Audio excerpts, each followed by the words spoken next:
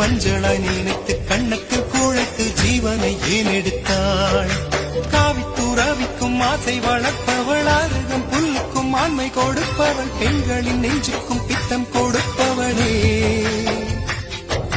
தெரிந்த பாகங்கள் உயிரை தந்திட, மறைந்த பாகங்கள் உயிரை வாங்கிட, ஜனனம் மரணம் ரெண்டும் தருபவளே.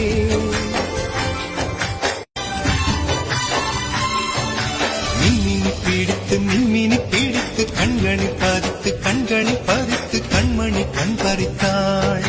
தங்கத்தை எடுத்து அம்மியில் அரைத்து மஞ்சளாய் நினைத்து கண்ணுக்கு குழைத்து ஜீவனை ஏன் எடுத்தாள்? காவித்துறவிக்கும் ஆசை வளர்ப்பவளா